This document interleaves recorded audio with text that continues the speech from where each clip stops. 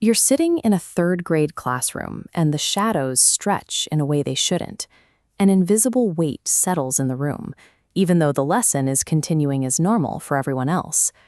When the physical world glitches like that, you immediately start calculating whether what you're seeing is real. You begin to question your own fundamental sanity. The spectral assessment protocol flowchart breaks the anomaly into evaluating the environment and managing social scrutiny. Seeking external validation opens you to disbelief. Asking a classmate about an invisible presence invites scrutiny most aren't prepared to handle.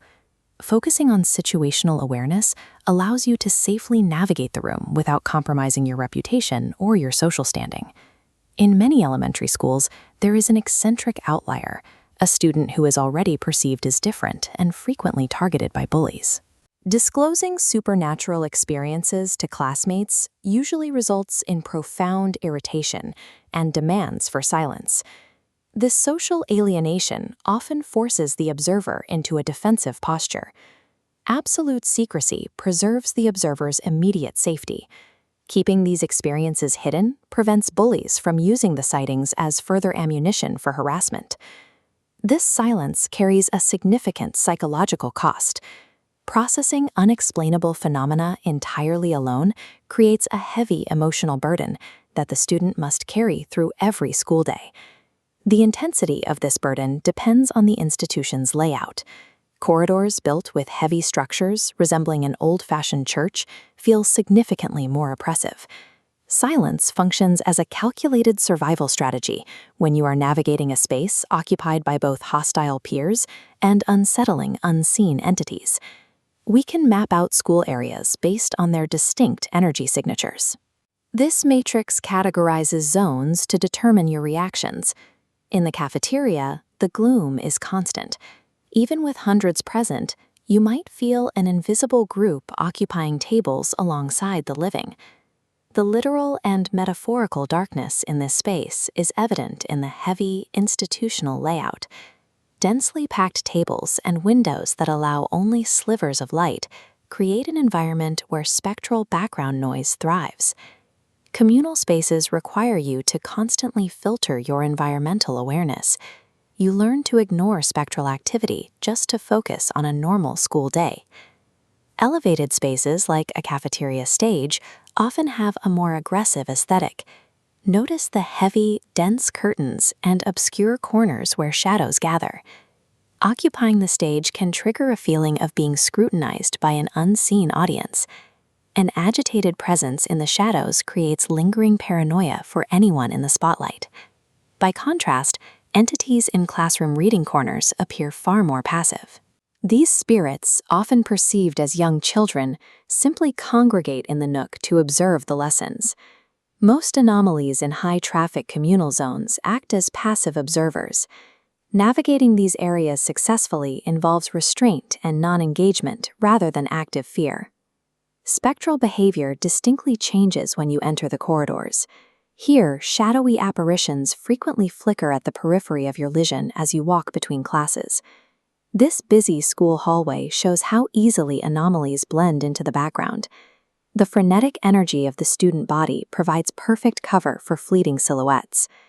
These silhouettes appear to advance or retreat as you move, but they vanish into thin air the moment you try to look at them directly. Independent witnesses, like younger siblings, often corroborate these sightings. They describe the same dark figures appearing and disappearing, leaving behind a shared feeling of dread. When anomalies consistently deny you direct visual confirmation, the recurring result is a gradual erosion of your confidence in your own perception. Energy dynamics shift away from communal spaces. In isolated zones like restrooms, energy becomes territorial. Empty cubicles radiate a heavy energy, acting as a physical barrier to entry. It feels as though a silent occupant actively asserts their presence. As the presence of other students dwindles, the sense of a hidden, irritated inhabitant increases. The spectral energy seems to resent the encroachment of the living on its domain. Encountering an agitated adolescent entity in an isolated space creates a sense of profound dread. The unhappiness and territoriality of the spirit make the area feel inherently hostile. Spontaneous environmental shifts provide direct evidence that a space's atmosphere is askew. A suddenly activating sink faucet confirms the energy has a physical component. These physical manipulations are often verified by students in different wings of the school, proving the occurrences are widespread rather than isolated to one room. Isolated zones represent high-threat environments. The safest strategy is rapid egress rather than staying to observe the activity. Navigate haunted schools effectively using this risk assessment chart, mapping threat level against energy intensity.